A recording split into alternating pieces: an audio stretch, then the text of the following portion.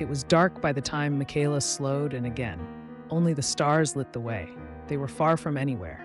They could see the warm glow of torchlights and hear the steady boom and crunch of bass music. Michaela set the kickstand and dismounted the bike. Removing the helmet in an easy motion, she unkinked her green hair and set it to the side, with measured nonchalance. Looking back, she chuckled and wiped the bugs from the spaceman's visor. He was glued to the seat, not knowing what to do. She grabbed him by the arm, and led him through the campground of a music festival with less than 1,000 people. People were drinking canned drinks and partying by the torchlight, dressed in daring costumes equally steampunk and bohemian. "Whoa, nice costume, space dude," someone shouted in between sips from his can. Michaela's shoulders were back, and she looked completely at home. Someone recognized her cheerfully, and they exchanged some witty repartee. It was clear she was well known and well liked. They found the central yurt, a heavy tent, not like the vinyl ones that lined the main pathway. A very tall, dark man with scary-looking tattoos guarded the entrance of the central yurt. His arms were folded. "Hey, Tiny." Michaela approached him with cheer and familiarity. Tiny did not smile. "I brought someone for Yggdrasil." Tiny still did not smile. He nodded his head to the back, signaling for them to enter the yurt. Just as the spaceman was about to enter the yurt, Tiny stopped him with a massive hand on his chest. He peered into the opaque helmet, seeing nothing. From behind teeth that were too sharp to be natural, he whispered, menacingly, "I'm watching you, spaceman." Michaela grabbed the spaceman, saying, "Okay, Tiny, down boy." Inside the inner sanctum of the central yurt was a glowing fire, smoke spiraling up through a hole at the top of the tent. 11 or 12 people, dressed in flowing robes, lounged and danced and dined with abandon, bass music steadily penetrating the soft yurt walls, but not so much that conversation was impossible. There was laughter, jokes, and lots of drinking this strange canned beverage.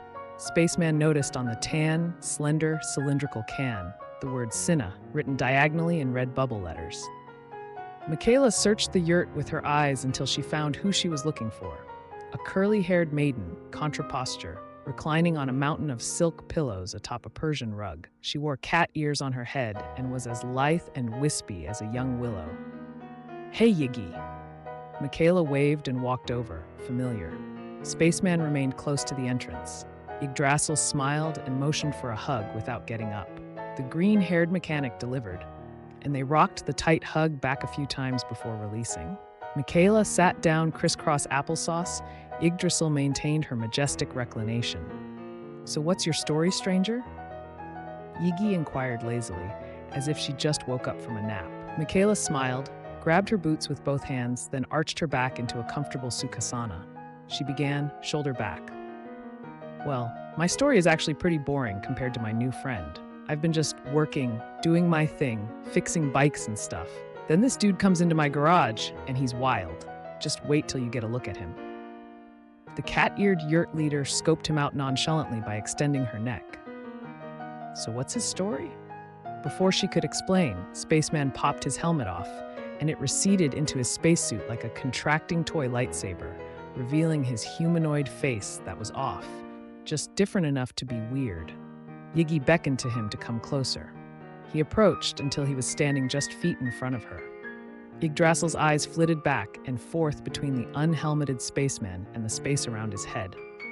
She had a faraway look in her eyes, like she was perceiving something that no one else could see. Then, quite abruptly, she raised her voice. "Tiny!" she shouted for the guard. He burst in, eyes wide. "Watch him." She pointed at the spaceman. Tiny folded his arms and smiled less. Yggdrasil collected her robes and shepherded Michaela to the far wall of the tent. Out of earsight, looking back, they could see the spaceman smiling awkwardly at Tiny, who was all but snarling back. The sagacious leader of the yurt took a deep breath and looked up, as if selecting her words from a panoply of phrases that only she could see. This was not the reaction of utter fascination Michaela thought she would get.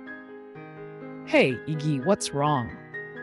Yggdrasil took in a curt breath and responded a little faster. "Look, I don't care about his face or where he's from. That in itself is interesting." She turned away, concealing her mouth from his eyes. "What I'm concerned about is the amount of darkness I see in his energy field. It's like he's smiling and innocent, just enough to lure you in and eat you. She emphasized the last two words with a sharp whisper. They looked back. The spaceman had found another bug who knows where and ate it. Both ladies' faces reflected disgust. Okay, but I think the Cynic could help him. He says he lost his memory, and I believe him. I think he needs it. Michaela was asking. She motioned to a glowing blue mini fridge that hummed to itself a few feet away. Her sagacious friend nodded, no, regretfully. No, your spaceman friend is not ready. Michaela was obviously disappointed and complained about it, threw up her hands. I brought him all the way out here, and he's the one person that I know will benefit from this drink. All these other dippies are just using it to party. This is a chance for you creation to do some actual good. She said it without thinking, and the insult landed. Yggdrasil looked away and shook her head. Wow, I'm gonna have to draw a hard boundary here. So no, sorry babe, the answer is no. The bass music bumped, thudded, and changed key. A pounding yet echoey trance track with flowing synth lines. I think you'd better go, I'm sorry. Yggdrasil wasted no time in motioning to Tiny to throw her and the spaceman out. Michaela, uncriss-cross applesauced, brushed her pants off and followed suit. Tiny moved like he was going to grab her, but she motioned to him like she was going to kick his butt, and he backed off, letting her exit. Outside the yurt, Michaela and the spaceman made their way back past the vinyl tents and the sneth, the partying steampunk bohemians. Michaela didn't stop to hang out. She just marched straight up to her bike, pulled a small tent out of the storage compartment, set it up silently. Spaceman sat down with his legs stretched out and leaned back on his hands next to the tent. His feet pointed out weirdly. I'm going to bed. We'll head back in the morning.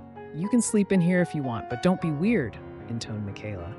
The spaceman crawled into the tent and lay down the opposite direction, his helmet pointing out of the tent. They both fell asleep easily.